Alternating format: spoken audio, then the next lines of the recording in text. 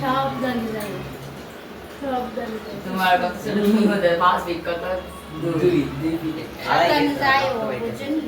সাবধানে যাই, রক্ত করতেছে না।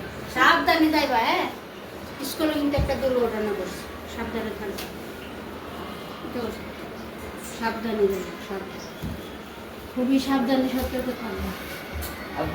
কালকে যে একটা দুর্ঘটনা ঘটছে, খুবই মর্মান্তিক ঘটনা। কারণ স্কুলে এরকম ঘটনা কোনো দিনও কেউ দেখে না। 100 বছরে কেড়ে 1000 কোটি বছরে এরকম দুর্ঘটনা ঘটে নাই। প্রত্যেকটা মায়ের বুকে আঘাত লাগছে। আমরা মারা কী করি, বাচ্চাদের স্কুলে দেই, খুব সুন্দর মতো স্কুলে যায়। স্কুল ছুটি হওয়ার আগ পর্যন্ত আমাদের কোনো শান্তি নেই। যতই বাসায় থাকি, যেখানেই থাকি, স্কুল ছুটি হলে, লেট হলে আমাদের টেনশন, কলিজায় আঘাত লাগে। আর ওই দিন যে প্রত্যেকটা বাচ্চা পুরে ছাই বিচ্ছিন্ন হয়ে গেছে, প্রত্যেক মার আর কলিজায় লাগছে। কারণ ভবিষ্যৎ, ছেলেমেয়েরাই তো আমাদের ভবিষ্যৎ।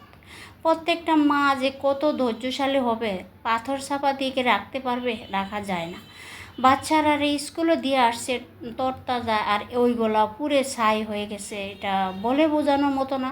প্রত্যেক মায়ের কলিজায় আঘাত লাগছে। বাচ্চাদের স্কুলে দিতেও আমার খুবই কষ্ট লাগছে, কারণ পড়াশোনা তো করতে হবে। তাই ওদেরকে বলছিলাম খুব সাবধানে থাকবা। কালকে স্কুলে একটা ঘটনা ঘটছে। ওরা ক্রিকেট খেলতেছিল, একটা বাচ্চার চোখে লাগছে। মানে মাঠে টিফিনের সময় নামছিল, ওই বাচ্চার চোখে লাগছে। আমার ছোটো ছেলে বলতেছে, আমি বলতেছিলাম তোমরা নিচে যাও না, মাঠে যাও না, এরকমটাই ওদেরকে বলতেছিলাম। আর কালকের মর্মান্তিক ঘটনা তো প্রত্যেক মায়ের কলিজায় আঘাত লাগছে। আমি দেখে আমার খুবই কান্না আসছিল। প্রত্যেক মা কীভাবে সহ্য করব যে সন্তান এরকম ক্ষত বিক্ষত পুরে ছাই হয়ে গেছে। স্কুলে এরকম দুর্ঘটনা ঘটানো সব আল্লাহ, জানি না, আল্লাহ উপরওয়ালার ইচ্ছা ছাড়া কোনো কিছু হয় না, আল্লাহর হুকুম ছাড়া কোনো কিছু হয় না। যাক, ছেলেরা স্কুলে যাচ্ছিল, খুবই টেনশনে ছিলাম। পানি দিলাম, মানে টিফিনের টাকা দিলাম। ওরা আবার বাসা থেকে টিফিন নিলে ওরা খাইতে চায় না। বাসা থেকে টিফিন নিতে ভালো লাগে না, কিন্তু বাইরের খাবারটা ওরা বেশিরভাগ চাষ করে, জানি না। তবে এই ঘটনা জানি না কেন যে হয়েছে, ওনাকে পাইলটের দোষ না কার দোষ, সব আল্লাহর হুকুম ছাড়া তো হয় নাই।